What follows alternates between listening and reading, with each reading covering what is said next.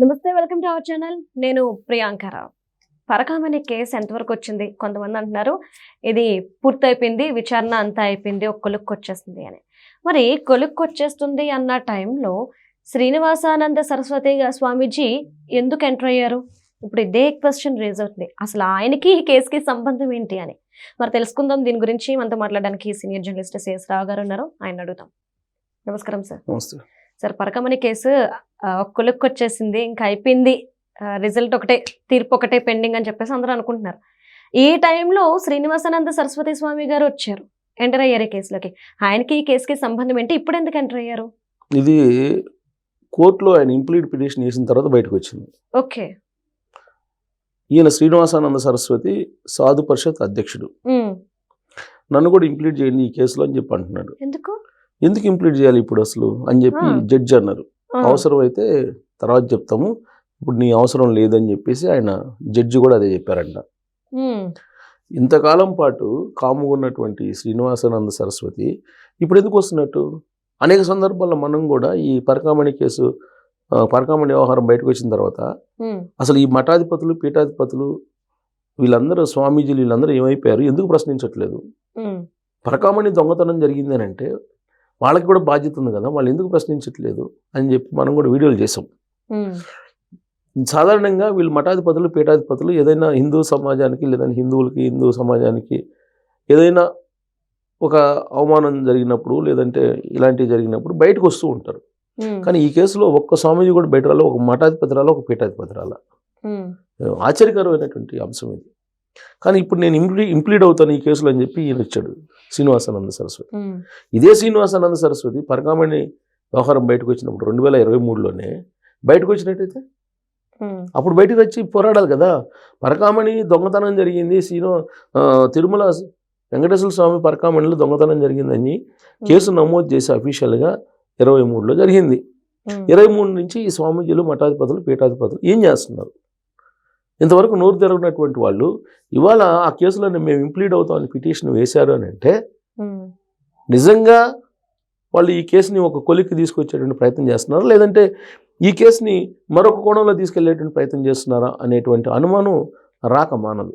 ఎందుకనంటే ఒక డెడ్లైన్ పెట్టింది హైకోర్టు.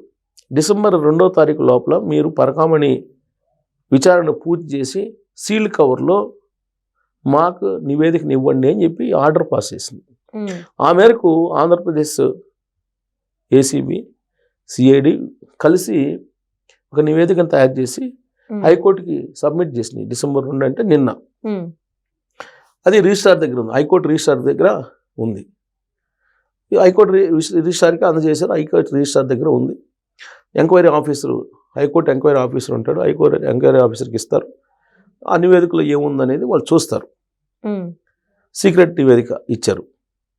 ఈ మొత్తం 156 పేజీలతో కూడినటువంటి నివేదిక. దీంట్లో దాదాపు 40 మందిని విచారించినట్టు ఒక ప్రముఖ ఛానల్ ఇచ్చినటువంటి స్క్రోలింగ్. ఆ స్క్రోలింగ్ని చూసినటువంటి అపోజిషను, అంటే రవికుమార్ దొంగతనం చేసిన అతనే కదా, అతని తరఫున అడ్వకేటు ఆల్రెడీ తిరుమల తిరుపతి దేవస్థానానికి సంబంధించినటువంటి చైర్మన్ సంబంధించినటువంటి ఛానల్ ఈ స్క్రోలింగ్ ఇచ్చింది. 156 పేజీలతో కూడినటువంటి 40 మందిని విచారించిన తర్వాత తయారు చేసినటువంటి నివేదికను ఇచ్చిందని చెప్పి స్క్రోలింగ్ చేశారు. కాబట్టి ఆ నివేదిక మాకు కూడా ఇవ్వండి. ఆ ఛానల్ చైర్మన్, ప్రస్తుతం తిరుమల తిరుపతి దేవస్థానం చైర్మన్గా ఉన్నటువంటి అతని ఛానల్ వేసింది కాబట్టి అతనికి తెలుసు, వాళ్ళకి తెలుసు కాబట్టి మాకు కూడా తెలియజేయండి, ఆ నివేదిక మాకు కూడా ఇవ్వండి అని చెప్పేసి రవికుమార్ తరఫున అడ్వకేట్ అడిగారు. అడిగితే జడ్జి నో అన్నారు. అది సీక్రెట్ నివేదిక, ఆ సీక్రెట్ నివేదికను మేమే పరిశీలిస్తాం, ఫర్దర్ ఆర్డర్ ఏంటి అనేది మేమే చెప్తాం అని చెప్పి 5వ తారీఖుకి కేసును వాయిదా వేశారు. 5 అంటే 2 రోజుల్లో వస్తుంది. సో 5వ తారీఖున ఏదో చెప్తారు ఆయన. ఈ లోపల ఆయన నివేదికను చూసే అవకాశం ఉంది. యాక్చువల్గా హైకోర్టు జడ్జి కనుక సీరియస్గా ఆర్డర్ పాస్ చేయకపోతే దీని విచారణ జరపాలి అనేటువంటి ఆలోచన కూడా పోలీసులు చేయాలి. అందుకే జడ్జి ఆ సమయంలో ఏమన్నారంటే పోలీస్ డిపార్ట్మెంట్ మూసేయండి ఇంకెందుకు అని చెప్పి అన్నట్టు. నేను ఎందుకు, దీనికి సంబంధించి పరకామణి కేసు జరిగింది, పరకామణిలో దొంగతనం జరిగింది, దీనికి సంబంధించినటువంటి కేసు ఆల్రెడీ నమోదై ఉంది.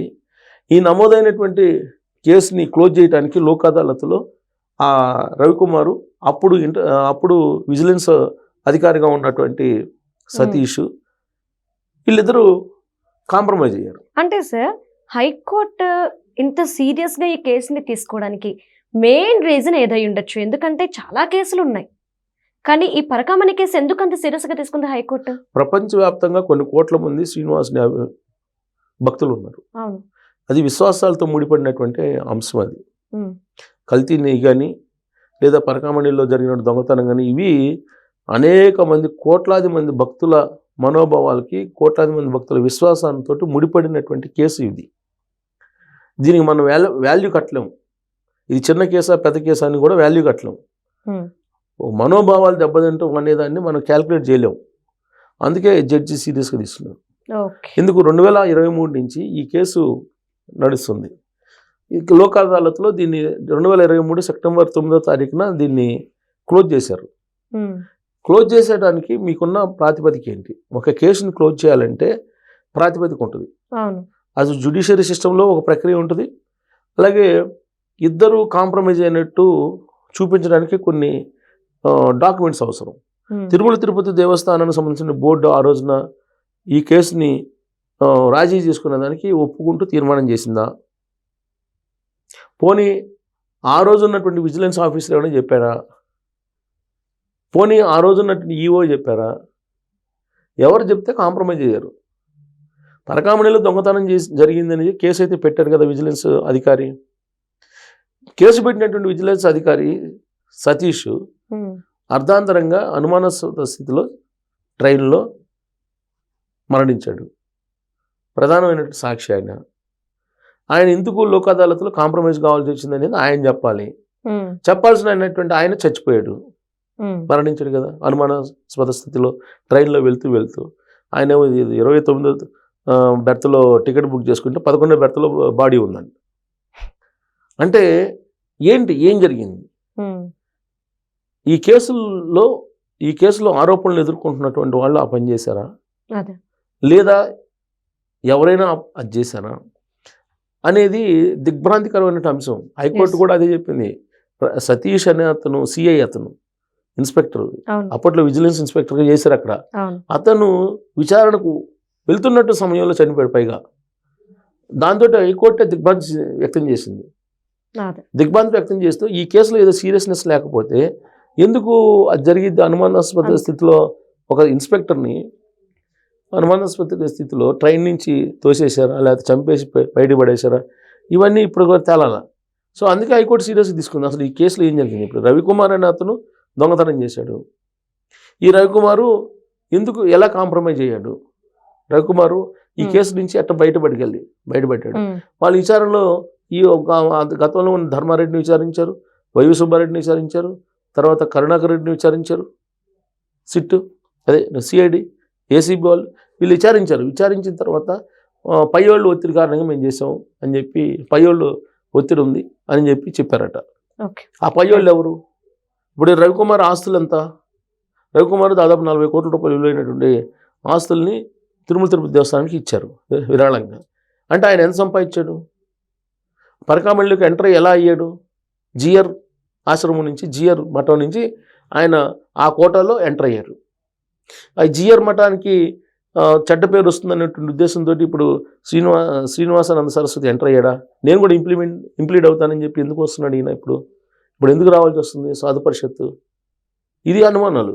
ఇప్పుడు జిఆర్ మఠం తరపు నుంచి అతను వచ్చాడు. జనరల్గా పరకామణిలో సేవకులుగా వెళ్ళినటువంటి వాళ్ళు ఉంటారు. వాళ్ళకి మొత్తం చెక్ చేసిన తర్వాత అణువణువు చెక్ చేసిన తర్వాత లోపల పంపిస్తారు. బయటకు వచ్చేటప్పుడు అణువణువు చెక్ చేసిన తర్వాత బయటికి పంపిస్తారు.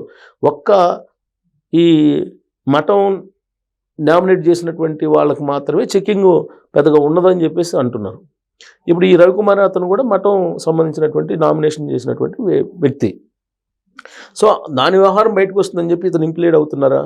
అసలు ఇంతకాలం పాటు కమ్ముగా ఉన్నటువంటి ఈ సాధు పరిషత్ ఇప్పుడు ఎందుకు ఇంప్లీడ్ అవుతుంది అనేది ఒక పెద్ద అనుమానం. అయితే ఇంప్లీడ్ అవుతాను ఈ కేసులు అనడానికి జడ్జి అయితే ఒప్పుకోలేదు.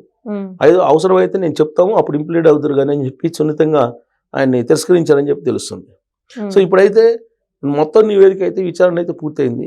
డిసెంబర్ 2వ తారీఖు అనేది నిన్న పూర్తి చేసినటువంటి ఇన్వెస్టిగేషన్ పూర్తి చేసిన నివేదిక అయితే కోర్టులో ఉంది, కోర్టు రిజిస్టర్ దగ్గర ఉంది. 5వ తారీఖునే దాని మీద జడ్జి రెస్పాండ్ అయ్యేటువంటి అవకాశం ఉంది. ఫర్దర్ ఇన్వెస్టిగేషన్ చేయమంటారా?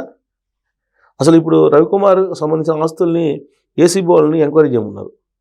వాళ్ళ ఆస్తులు ఎంత ఉన్నాయి, ఈ ఆస్తులు ఎలా సంపాదించగలిగారు, ఈ ఆస్తులు సంపాదించడానికి సోర్స్ ఏంటి వాళ్ళకి, ఇవన్నీ కూడా ఎంక్వైరీ చేయండి ఫర్దర్గా అని చెప్పి జడ్జి చెప్పడం జరిగింది. సో కాబట్టి ఈ కేసులో ఈయన ఇంప్లీడ్ కావటం వస్తే ఎవరు శ్రీనివాసానంద సరస్వతి ఇంప్లీడ్ అవుతారని చెప్పి చెప్పడం అనేది ఇక్కడ పెద్ద highlight point. Right. Thank you so much sir. Thank you.